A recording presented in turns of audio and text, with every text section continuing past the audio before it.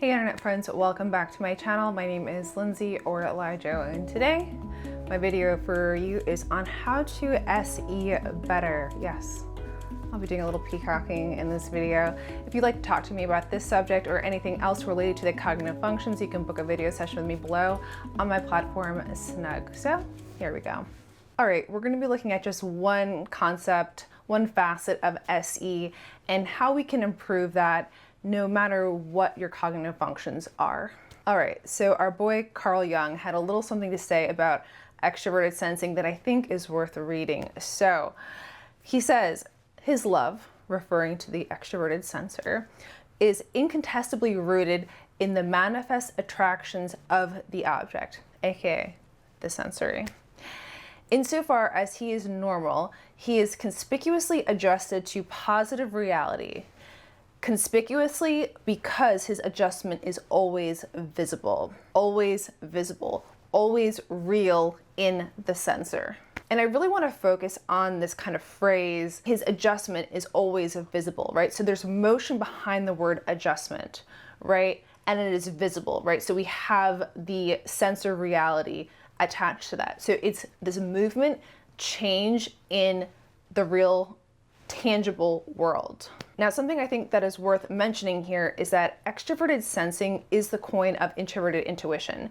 So for this kind of model we're going to be working off today, I want us to keep in mind the introverted intuition direction and trajectory in which we are going to make these extroverted sensing adjustments. All right, so I want you to pick an area of your life that you want to improve in that requires from you increasing gradual results in the real world. Now, one area I've tried to own SE extroverted sensing is actually in my videos. I knew my videos looked bad when I first started my channel, but to be honest, I didn't know how bad they actually looked.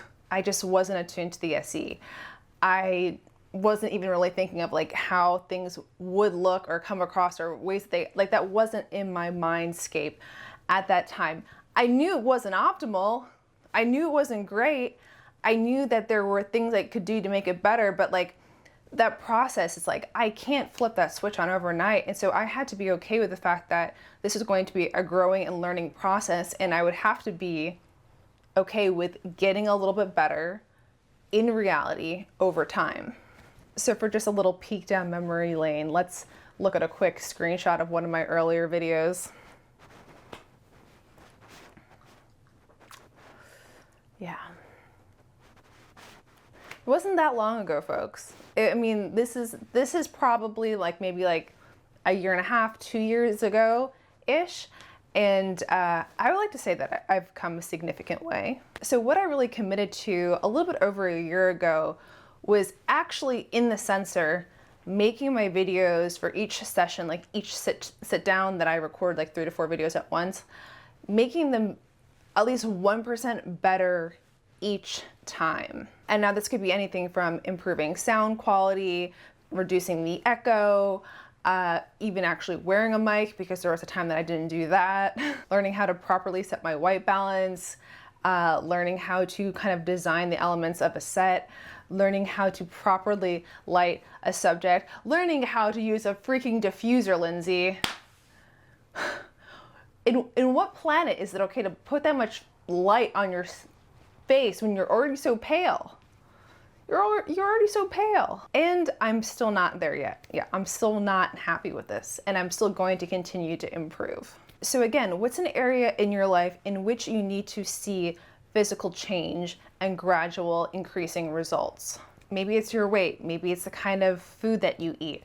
Maybe you want to like learn how to wear your hair, or maybe you want to like upgrade your style and how you kind of look presentable wise to the world. You know, maybe you want to get better at designing book covers, right? These are all things that you don't just flip a switch on and they happen.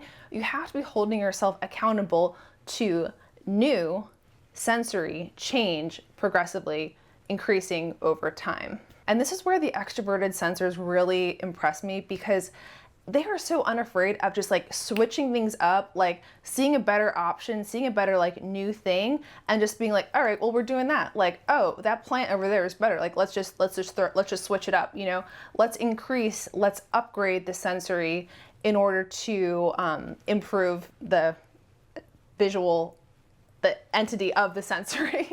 And then once you have your area that you want to focus on, I would then look to make an output, as I like to call it, to-do list. Now, the only things that go on this list and the only things that you can check off are things that physically change in reality in that day in which you were doing them. So like, let me give you an example, right? So this is something that would not go on the output list, right? So you could not write on this list, think about, like, figure out what I want to get my mom for Mother's Day, right? That does not qualify. You're thinking about it, it's conceptual, it's not real. What would qualify is get my mother her Mother's Day present, right? Done. That qualifies because you have made a physical change in reality from this morning to this afternoon.